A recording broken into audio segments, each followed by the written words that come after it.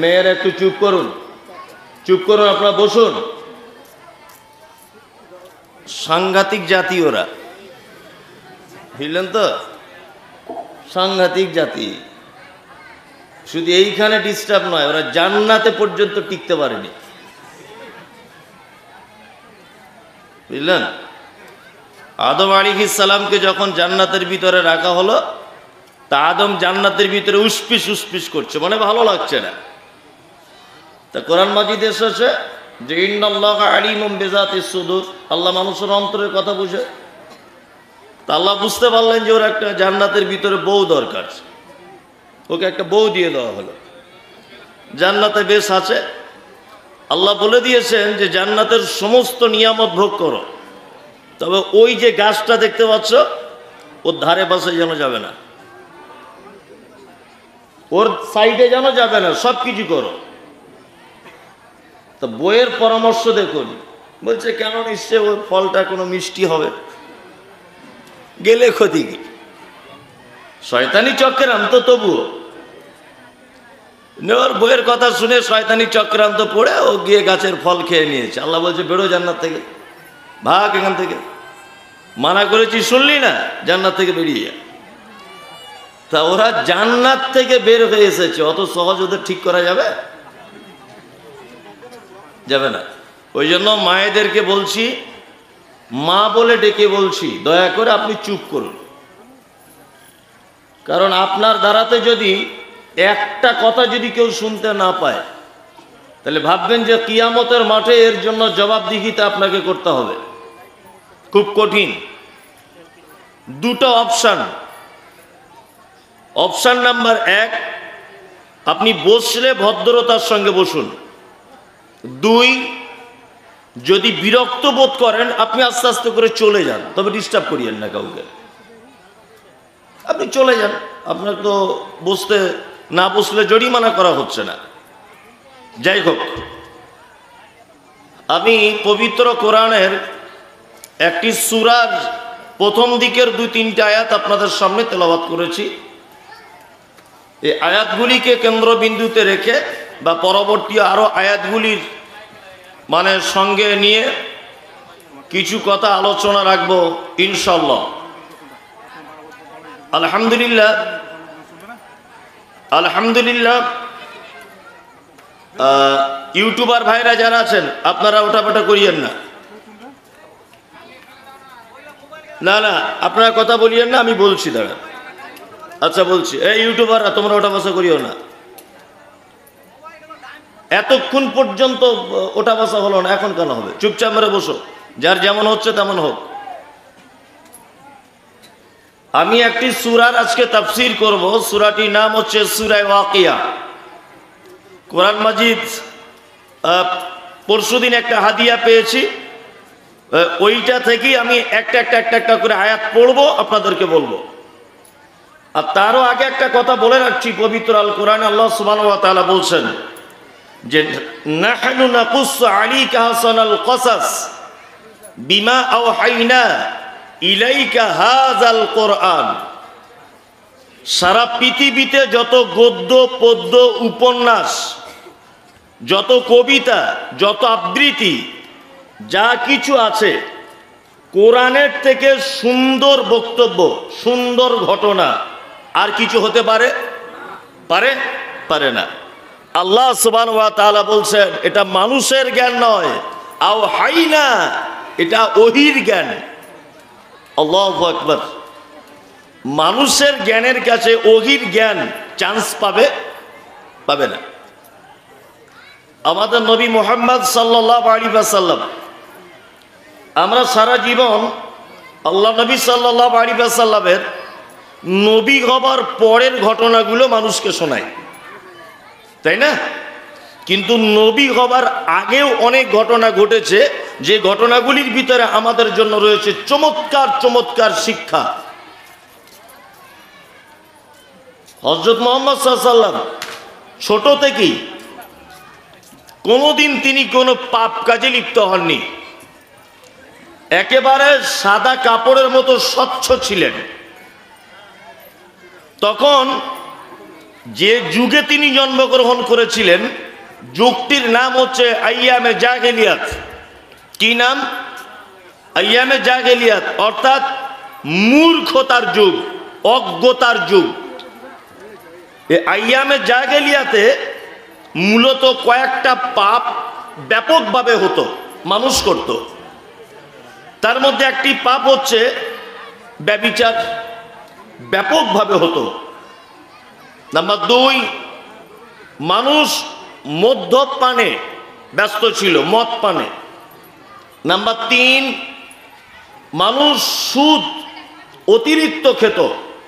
Number 4, গোত্তরীয়, অর্থাৎ মানে এই বংশের মানুষ ওই বংশের মানুষের সঙ্গে ঝগড়া মারামারি করত সামান্য সামান্য ব্যাপার নিয়ে, যে ঝগড়াটা এমন একটা পর্যায়ে পৌঁছে যেত যে সেই কারণে বড় বড় যুদ্ধ পর্যন্ত হয়েছে, ইতিহাস বলছে। এরকম অনেক কিছু। এর মাঝখানে মুহাম্মদ সাল্লাল্লাহু আলাইহি ওয়াসাল্লাম জন্ম হলেন, নবুয়তি পাননি। নবুয়তি পাওয়ার আগে তিনি যখন একেবারে ইয়াং, যুবক, সর্বপ্রথম একটা সংগঠন করেছিলেন, তার নাম হিলফুল ফুজুল। এই সংগঠনের মাধ্যম দিয়ে তিনি সমাজকে সমস্ত দোষ থেকে, অপরাধ থেকে বাঁচানোর চেষ্টা করেছিলেন। আচ্ছা বলুন, এই হিলফুল ফুজুল যে সংগঠন, এটা মুহাম্মদ সাল্লাল্লাহু আলাইহি ওয়াসাল্লাম পরিচালনা করতেন নিজস্ব জ্ঞান দিয়ে। কি দিয়ে? নিজস্ব জ্ঞান দিয়ে। এই নিজস্ব সীমাবদ্ধ জ্ঞান দিয়ে সমাজকে পরিচালনা করার বা সুস্থ রাখার চেষ্টা করেছিলেন, কিন্তু তিনি সফলতা পাননি। তিনি সফলতা পাননি। তিনি নবুয়ত পাওয়ার আগে হীরা নামক গুহাতে, জাবালে নূর নামক পাহাড়ের হীরা নামক গুহাতে আল্লাহর ধ্যানে মগ্ন থাকতেন। একদা জিবরিল আমিন এলেন, আসার পরে আল্লাহ নবী সাল্লাল্লাহু আলাইহি ওয়াসাল্লামের সিনাকে ধরে চাপ দিলেন, চাপ দিয়ে বললেন, ইকরা, নবী আপনি পড়ুন। আল্লাহ নবী সাল্লাল্লাহু আলাইহি ওয়াসাল্লাম বলেছিলেন, আমি পড়তে জানি না। দ্বিতীয়বার আবার সিনাতে চাপ দেওয়া হলো, বলা হলো আপনি পড়ুন, বলছে আমি পড়তে জানি না। তৃতীয়বার আবার ধরে চাপ দেওয়া হলো, পড়ুন। মুহাম্মদ সাল্লাল্লাহু আলাইহি ওয়াসাল্লাম পড়লেন, ইকরা বিইসমি রাব্বিকাল্লাযী খলাক খলাকাল ইনসানা মিন আলাক ইকরা ওয়া রাব্বুকাল আকরাম আল্লাযী আল্লামা বিল কলম আল্লামাল ইনসান মা লাম ইয়ালাম। তখন তিনি হিলফুল ফুজুল সংগঠন চালাচ্ছেন, মানে সমাজ থেকে অপরাধ মুক্ত সমাজ গড়তে চাচ্ছেন, কিন্তু নিজস্ব সীমাবদ্ধ জ্ঞান দিয়ে। এটা কখনো সম্ভব হয়নি। জিবরিল আমিন এসে বলছেন, ইকরা, আপনি পড়ুন, বিইসমি রাব্বিকাল্লাযী খলাক, ওই রবের নামে পড়ুন যে রব আপনাকে সৃষ্টি করেছে। তার মানে বোঝা গেল যে নিজস্ব জ্ঞান দিয়ে সমাজ পরিবর্তন করা সম্ভব নয়। আল্লাহর প্রদত্ত কিতাব অর্থাৎ ওহীর জ্ঞান দিয়ে সমাজ পরিবর্তন করা সম্ভব কি সম্ভব নয়? সম্ভব। আজকে বড় আফসোস লাগছে, খুব আফসোস।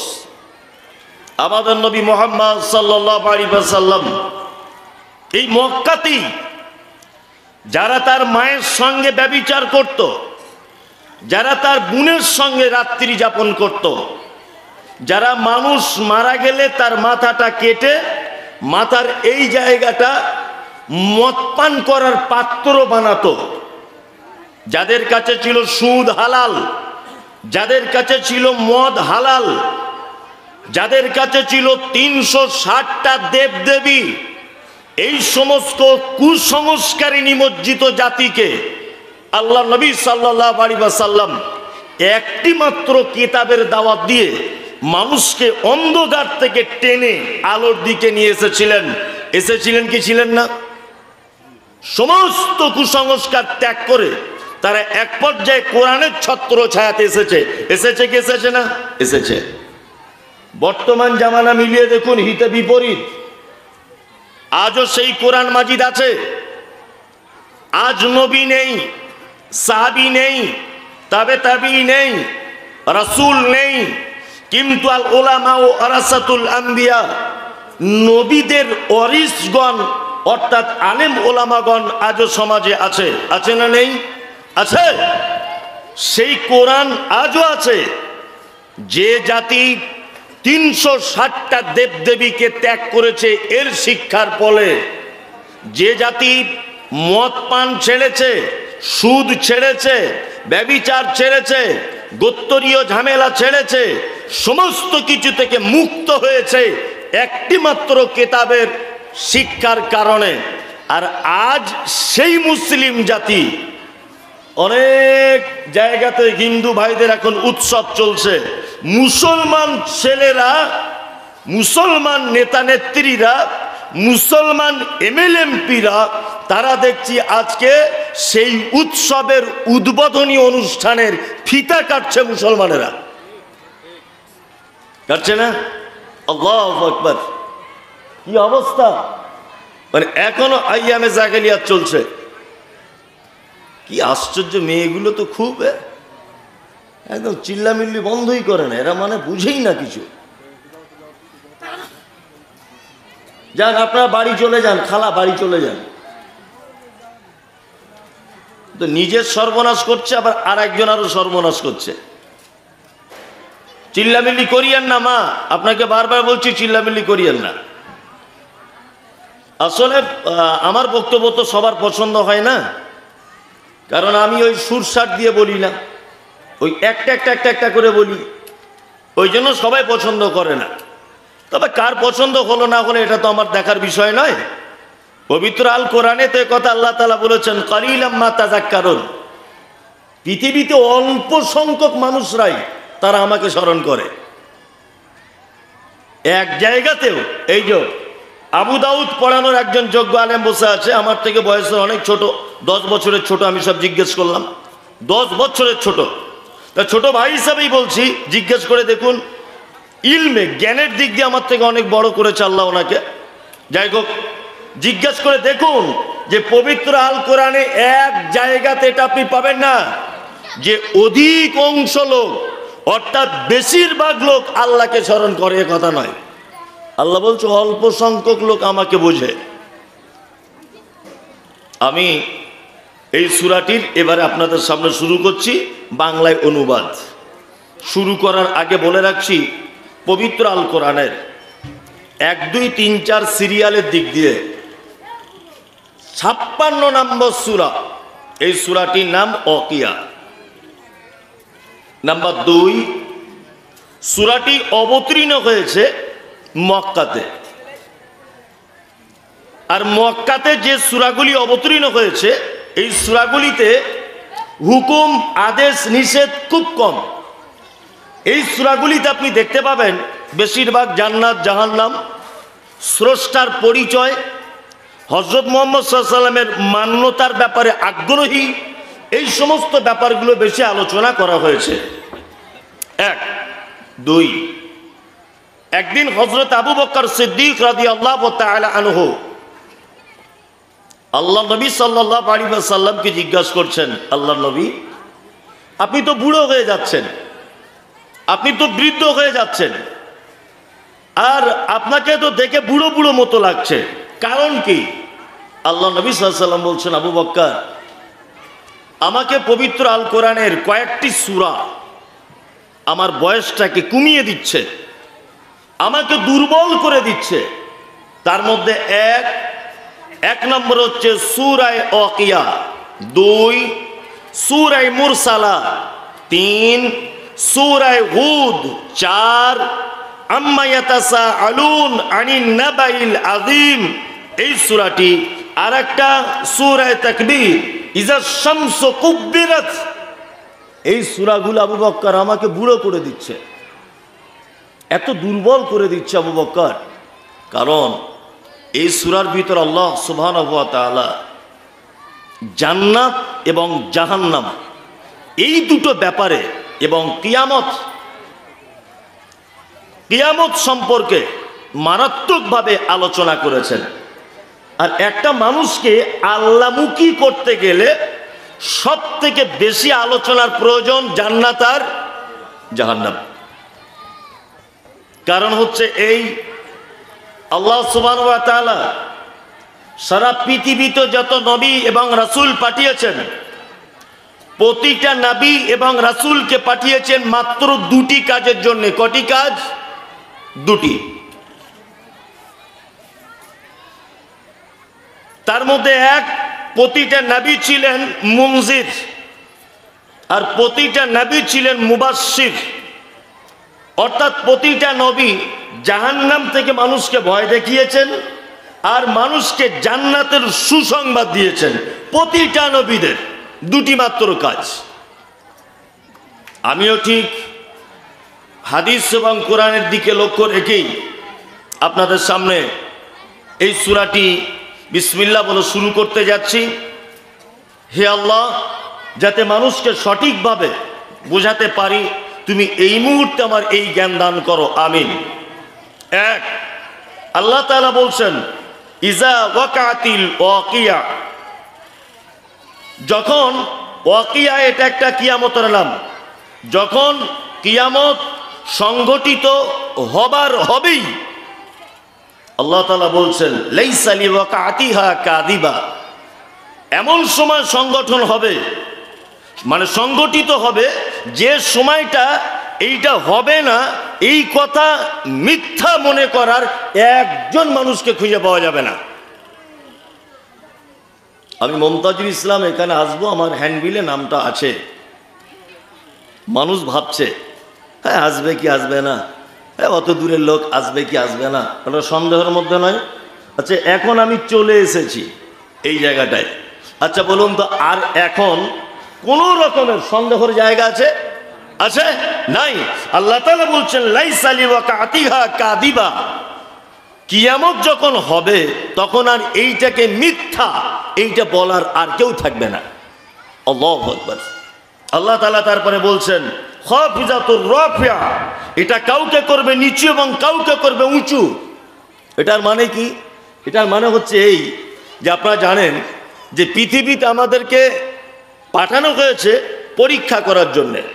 পাঠানো হয়েছে না? হয়েছে। দেখবেন পরীক্ষার হলের কিছু নিয়ম কানুন আছে, পরীক্ষার কিছু নিয়ম কানুন। তার মধ্যে একটা নিয়ম হচ্ছে যে পরীক্ষার ফলে মানে হবার পরে তার রেজাল্ট আউট হয়, হয় না? যেদিন রেজাল্ট আউট হয় সেদিন কেমন হয়? যে পাস করে খুব হাসে, হাসে না? রেজাল্ট টাকা নিয়ে মামার বাড়ি, খালার বাড়ি, ফুপুর বাড়ি, বন্ধু বান্ধব, পাড়া প্রতিবেশী সবাইকে দেখায়, দেখো আমি ফার্স্ট বয় ছাত্র। আর কেউ যখন ফেল করে কেমন হয়? তার মুখটা একেবারেই ছোট্ট হয়ে যায়, একেবারেই ছোট হয়ে যায়। আল্লাহ তাআলা বলছেন সেই দিন হাতে যখন আমলনামা দিয়ে দেওয়া হবে, কিছু মানুষ সেদিন আনন্দে উৎফুল্ল অবস্থায় থাকবে, আর যাদের ডান হাতে আমলনামা দেওয়া হবে, বাম হাতে যাদের দেওয়া হবে, তারা সেদিন মনক্ষুণ্ণ অবস্থায়, লজ্জিত অবস্থায়, অপমানিত অবস্থায় কিয়ামতের মাঠে সেদিন তারা থাকবে। তিন দলে মানুষ বিভক্ত হবে কিয়ামতের মাঠে। কটা দলে? তিনটা দলে। আসহাবুল ইয়ামিন, তারা থাকবে আরশের ডান দিকে, যাদের ডান হাতে আমলনামা দেওয়া হবে, বা আল্লাহ সুবহানাহু ওয়া তাআলা থাকবেন তার ডান দিকে থাকবে। নাম্বার 2 আসহাবুস শিমাল, এক শ্রেণী মানুষ তারা থাকবে বাম দিকে, আর এক শ্রেণী মানুষ আস-সাবিকুন আস-সাবিকুন, তারা থাকবে আল্লাহ সুবহানাহু ওয়া তাআলার সামনে। এরা কারা? যারা সামনে থাকবে এরা হচ্ছেন নবীগণ, সিদ্দিকগণ, শহীদগণ। এরা থাকবেন আল্লাহ সুবহানাহু ওয়া তাআলার সামনে। আর এক শ্রেণী মানুষ থাকবে ডান দিকে, আরেক শ্রেণী মানুষ থাকবে বাম দিকে, ডান দিকের মানুষেরা জান্নাত চলে যাবে, সামনে দাঁড়িয়ে থাকা মানুষেরা তারা জান্নাত চলে যাবে। বিপদে পড়বে কারা? বাম দিকের মানুষেরা, যারা আল্লাহ তাআলার বাম দিকে থাকবেন। আল্লাহু আকবার। আল্লাহ তুমি আমাদের সকলকে ডান দিক কবুল করে নাও, আমিন। তাছাড়া বড় বিপদ হয়ে যাবে। বিপদগুলো একটা একটা করে বলছি আপনাদের সামনে। এক, দেখুন পৃথিবীতে যার পরীক্ষা যত বড়, যার পরীক্ষা যত কঠিন, তার ফল কিন্তু তত ভালো। ভালো নয়? ভালো। আর একটা কথা বলে রাখছি, দেখবেন প্রতিটা ক্লাসের একই রকমের পরীক্ষা হয় না। হয় না। ক্লাস 5-এ যে কোশ্চেন হয়, মাধ্যমিকে কি সেটাই হয় না। একটু হার্ড হয়, শক্ত হয়, তাই না? একটা ছেলে মাধ্যমিক পাস করেছে, তার ফলাফল সে টোটো চালাবে। একটা ছেলে MBBS কমপ্লিট করেছে, তার ফলাফল কোন একটা চেম্বারে বসেই 3টে গ্যাসের ট্যাবলেট লিখে দিয়ে বলবে 800 টাকা ফি। তার মানে কি, তুমি মাধ্যমিক দিয়েছো, হালকা ফুলকা পরীক্ষা, তোমার জন্য টোটো। আর কেউ MBBS কড়া পরীক্ষা দিয়েছে, তার জন্য বসলেই 800 টাকা ফি, তাই না? তার মানে পরীক্ষা যার যত কঠিন পরীক্ষা, তার ফলাফল তত কি ভালো। আল্লাহ সুবহানাহু ওয়া তাআলা আমাদেরকে মাঝে সাঝে পরীক্ষা করেন না? বিভিন্ন রকম ভাবে করেন। আবার নবী রাসূলদেরকেও পরীক্ষা করেছিলেন। তবে আমাদের থেকে আরো কঠিন পরীক্ষার সম্মুখীন হয়েছিলেন নবী রাসূলগণ। প্রত্যেক নামাজে আমরা একটা দরুদ পড়ি। কি দরুদ? আল্লাহুম্মা সাল্লি আলা মুহাম্মাদ ওয়া আলা আলি মুহাম্মাদ কামা সাল্লাইতা আলা ইব্রাহিম ওয়া আলা আলি ইব্রাহিম ইন্নাকা হামিদুম মাজিদ। বাংলা মানে কি? আল্লাহ তাআলা এইভাবে রাসূলুল্লাহ শিখিয়ে দিয়েছেন যে তোমরা যখন নামাজের ভিতরে তাশাহুদে বসবে, এই দরুদটা পড়বে, আল্লাহুম্মা সাল্লি আলা মুহাম্মাদ, আল্লাহ তুমি শান্তি বর্ষণ করো মুহাম্মাদের উপরে, ওয়া আলা আলি মুহাম্মাদ, এবং মুহাম্মাদের পরিবারের উপরে, কামা সাল্লাইতা আলা ইব্রাহিম, যেমন তুমি শান্তি বর্ষণ করেছিলে ইব্রাহিমের উপরে, ওয়া আলা আলি ইব্রাহিম, এবং ইব্রাহিমের পরিবারের উপরে। প্রত্যেক নামাজে নবী ইব্রাহিমের নাম বলা লাগে কি লাগে না? লাগে। এ মুসলমানই করে না? করে, খাতানা করে। এটা কোন নবীর সুন্নত? ইব্রাহিম ইসমাইল বাপ বেটা, তাই তো? এই যে হজে যাচ্ছেন, হজ করার নিয়ম কি? ধরে নেন আপনি ওমরায় যাবেন, ওমরা যাবার নিয়ম কি? ওমরায় যাবার পরে আপনাকে সাফা মারওয়া সাই করতে হয় না? যারা গেছেন জানেন, যারা জাননি আপনারা জানবেন না। সাফা মারওয়া পাহাড়, এখন তো আর পাহাড় দেখা যায় না, এখন তলাতে পাহাড়, উপরে বিল্ডিং করে দিয়েছে, তার উপরে ছুটতে হবে। সব জায়গায় দৌড়াতে হয় না। এই প্যান্ডেলটার মতো একটা জায়গায় গ্রিন সিগন্যাল আছে, ওই গ্রিন সিগন্যালে এলে আপনাকে ছুটতে হবে। এই যে সাফা এবং মারওয়া, এই যে মানুষ হজে গিয়ে বা ওমরাতে গিয়ে ছোটাছুটি করে, আচ্ছা বলুন তো এটা কোন নবীর সুন্নত? ইব্রাহিম আলাইহিস সালামের বিবি, তাই না? তার মানে ওনারই পরিবারের সুন্নত এটা। সারা পৃথিবীতে আপনাকে বলে রেখে দিচ্ছি, শুনে রেখে দেন, একজন মাত্র নবী, সেই নবীটির পায়ের ছাপ এবং কাবা শরীফ নির্মাণ করার জন্যে উনি যে পাথরের উপরে উঠে কাবা নির্মাণের কাজ করেছিলেন, সেই পাথরে ওনার যে পায়ের ছাপ লেগেছিল, যেটাকে বলা হয় মাকামি ইব্রাহিম, সেটা আজও পর্যন্ত কাবার এক সাইডে রেখে দেওয়া আছে। আল্লাহু আকবার। এই যে কুরবানি কোন নবীর সুন্নাত?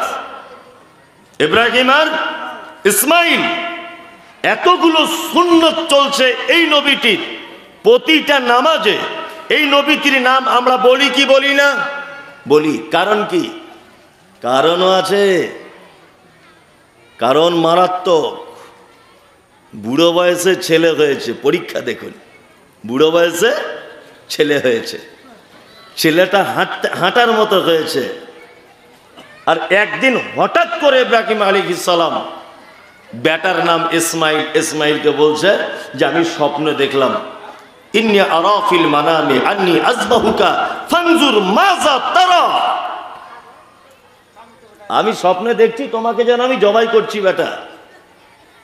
ইসমাইল তখন বলছে, ক্বালা ইয়া আবাতি ইফআল, হে আমার আব্বা আপনি করুন, মা তুমারু সাতাজিদুনি ইনশাআল্লাহু মিনাস সাবিরিন, আল্লাহ আপনাকে যেটা হুকুম করেছে অবশ্যই আপনি করুন, ধৈর্যশীলদের ভিতরে আপনি আমাকে পাবেন। আপন বেটাকে কুরবানি করতে নিয়ে যাচ্ছেন কোথায়? মিনাতে। ঘটনা সবার জানা, ঘটনা কি সবার জানা।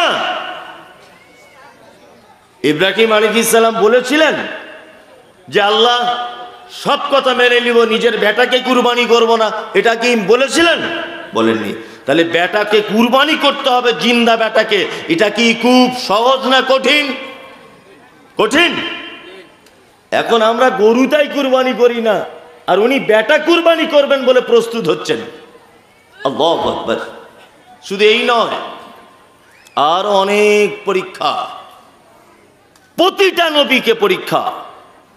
আমাদের নবী মুহাম্মদ সাল্লাল্লাহু আলাইহি ওয়াসাল্লাম মক্কাতে দিনের দাওয়াত দিলেন, দিনের দাওয়াত মানুষ কবুল করছে না, অত্যাচার বেড়ে গেল। এক পর্যায়ে তিনি মদিনার দিকে চলে গেলেন, সঙ্গী সাথী হিসাবে নিলেন হযরত আবু বকর সিদ্দিক রাদিয়াল্লাহু তাআলা আনহুকে। অপরিচিত জায়গা, কেউ চেনে না জানে না, পাহাড়িয়া রাস্তা, মরুভূমি দিয়ে একা একাই চলে যাচ্ছেন হিজরত করে মদিনার দিকে। হাজারো বিপদ। সালাত আদায় করছেন, উটের ভুঁড়ি এসে তার মাথায় চাপিয়ে দেওয়া হয়েছে, তার পিঠে। এই নয়, রাস্তা দিয়ে চলছেন, গলায় রশি দিয়ে টেনে ফেলে দেওয়া হয়েছে। আল্লাহ নবী সাল্লাল্লাহু আলাইহি ওয়াসাল্লাম মক্কাতে ইসলাম প্রচার করতে করতে আল্লাহ নবী সাল্লাল্লাহু আলাইহি ওয়াসাল্লামের চাচা মারা গেলেন। আম্মাদান খাদিজাতুল কুবরা রাদিয়াল্লাহু তাআলা আনহা, তিনি মারা গেলেন।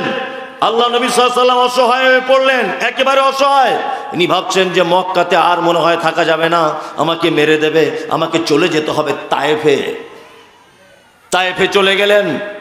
তায়েফের লিডারদের বাড়ি, নেতাদের বাড়িতে বাড়িতে গেলেন, গিয়ে বললেন তোমরা ইসলাম গ্রহণ করো, আমি নবী, আমার কাছে আল্লাহর ওহী আসছে। নেতারা তখন বলছে, আরে বদমাইশ তো বহু কোয়ালিটির দেখেছি, তোমার মতো তো দেখিনি।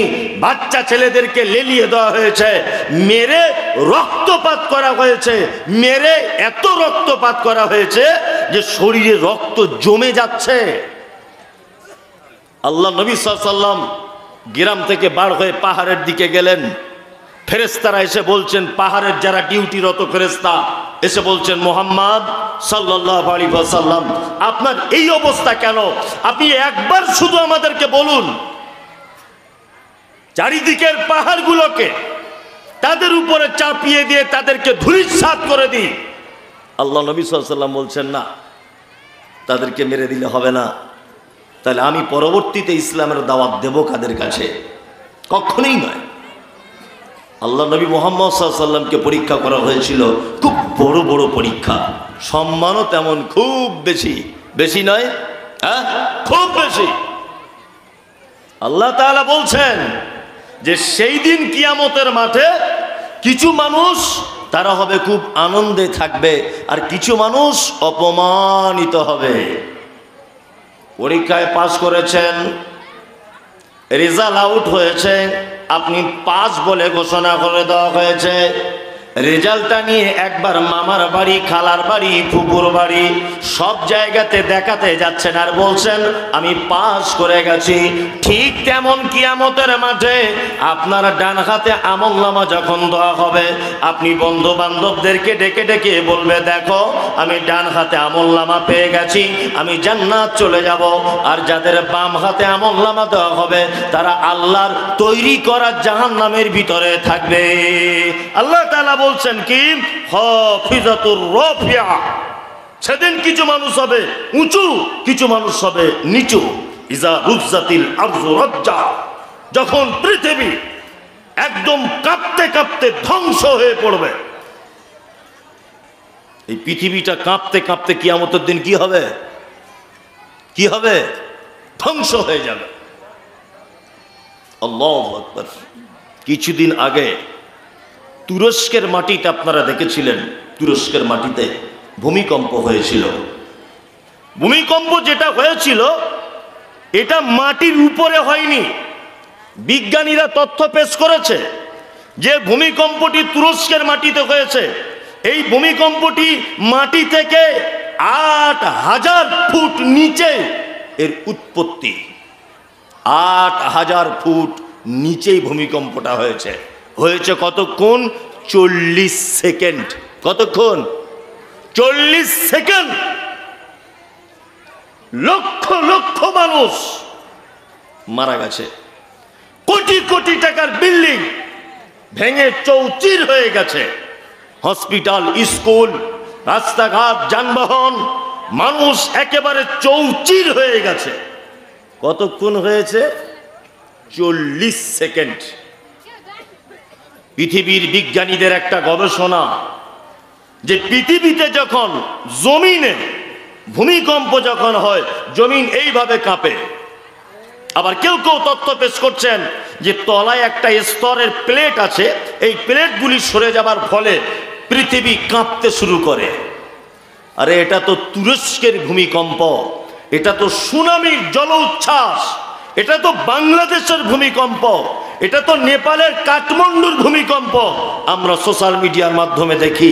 আর আল্লাহ তাআলা কিয়ামতের দিনে ভূমিকম্প করবেন, এ ব্যাপারে তিনি বলেছেন ইজা যুলজিলাতিল আরযু যুলজালাহা ওয়া আখরাজাতিল আরযু আসকালাহা। আল্লাহু আকবার। কিয়ামতের দিনের ভূমিকম্প, মাটি কাঁপতে কাঁপতে ধ্বংস হবে। ওয়া আখরাজাতিল আরযু আসকালাহা, আর মাটির তলায় থাকা জিনিসগুলোকে উপরে তুলে দেওয়া হবে। সেদিনকার ভূমিকম্প কেমন হবে? ঢালাই মেশিনে মশলা মাখানো দেখেছেন? একদিকের মশলা আর একদিকে নিয়ে চলে যায়, দেখেছেন না? এই তেমন উপরের মাল নিচে চলে আসবে, নিচের মাল উপরে চলে আসবে। এটা আল্লাহর ভূমিকম্প।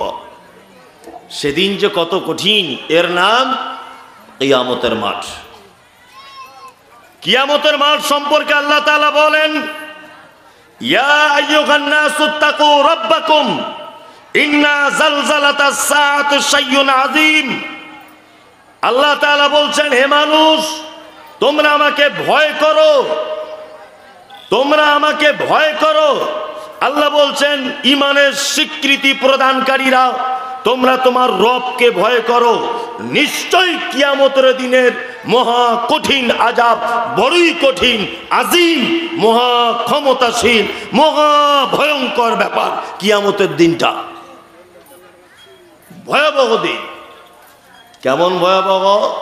আল্লাহ তাআলা বলছেন, কি বলছেন? ইয়াউমা তারাউনাহা তাযহালু কুল্লু মুরজিআতিন আম্মা আরজাআত ওয়া তাযাউ কুল্লু যাতি হামলিন হামলাহা ওয়া তারান নাসা সুকারা ওয়া মা হুম বিসুকারা ওয়ালাকিন্না আযাবাল্লাহি শাদীদ।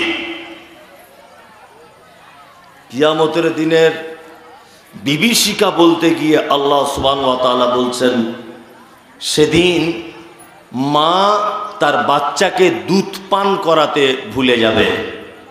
নাম্বার 2, গর্ভবতী মেয়েরা যাদের পেটে বাচ্চা থাকবে, নিচের দিক দিয়ে বাচ্চা পড়ে যাবে, তারা বুঝতে পারবে না। আল্লাহু আকবার। মানুষগুলিকে দেখতে পাওয়া যাবে, মানুষরা সব যেন মাতালের মতো করে ঘুরছে। আল্লাহ তাআলা বলছেন, ওমা হুম বিসুকারা, একজনাও তারা মদ পান করেনি। ওয়ালাকিন্না আযাবাল্লাহি শাদীদ, শুধুমাত্র আমার কঠিন আযাবের ভয়ে মানুষ মাতালের মতো করে ঘুরবে। এর নাম কিয়ামতের মাঠ।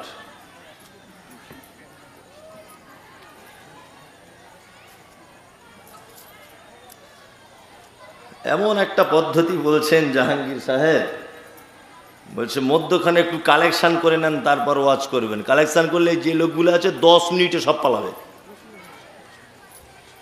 মানুষ অত বোকা আছে? সব মানুষ পালাবে, তাই না? সব পালাবে। আল্লাহ, যাই হোক, তবুও বলবেন ইনশাআল্লাহ। আল্লাহ সুবহানাহু ওয়া তাআলা বলছেন বুসাতিল জিবাল বাসা, কিয়ামতের দিনে পাহাড়গুলোকে চূর্ণ বিচূর্ণ করে দেওয়া হবে, ধুলোর মতো উড়িয়ে দেওয়া হবে। আমরা পৃথিবীর উপরে যে পাহাড়গুলো দেখি, এগুলো তো অল্প পাহাড়, একেবারে অল্প পাহাড়। যতটা উপরে তার থেকে বেশি থাকে নিচে।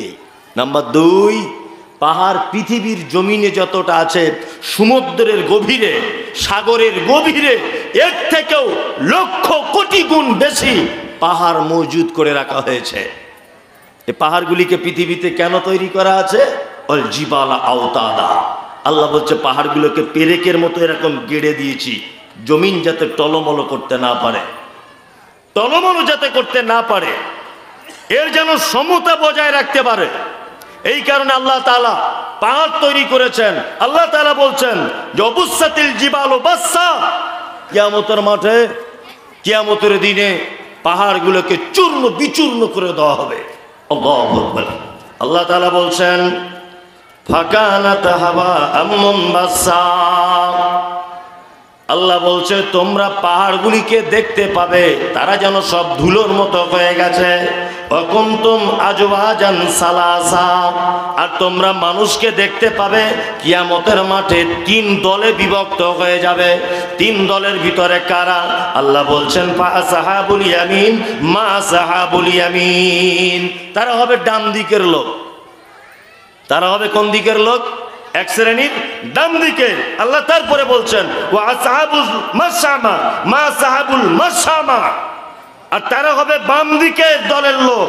যারা বাম দিকের তারা কত হতভাগা, আল্লাহ তাআলা বলছেন যারা বাম দিকের তারা অনেক হতভাগা। আল্লাহ তাআলা বলছেন আস-সাবিকুন আস-সাবিকুন, আর অগ্রবর্তী যারা, অর্থাৎ আল্লাহ সুবহানাহু ওয়া তাআলার আগে যারা থাকবে কিয়ামতের মাঠে, এদের ব্যাপারে তো অনেক অনেক অনেক জান্নাতে ভরা। এই সব বক্তব্য আমি বুঝতে পারছি আপনাদের কাছে চলবে না। আমি বুঝতে পেরে গেছি পরিস্থিতি দেখে যে কোরআন দেখে দেখে বললেও মানুষ শুনবে না, ওই বাঁধা গদ চালাতে হবে, তাছাড়া হবে না, তাই না? চলুন এবার আপনাদেরকে দেখবেন যত লোক চলে গেছে বা রাস্তায় ঘুরছে সব এখানে চলে আসবে, এরকমও বক্তব্য আছে।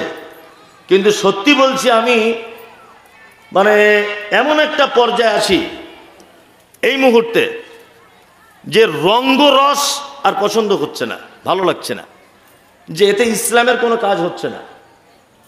কি বললাম বুঝলেন? ইসলামের কোনো কাজ হচ্ছে না। প্লেন একটা মানুষের কাছে কোরআনের থেকে বড় বক্তব্য আর কোনো বক্তব্য আছে? আছে? নাই। দেখুন কোরআনের আয়াত বলছি, তার বাংলাটা বলছি, মানুষ শুনবে না, মানুষ আস্তে আস্তে কেটে পড়বে। তাই 2টো দলের কথা আমি আপনাদেরকে বলি। এক, ডান দিকের লোক যাবে কোথায়?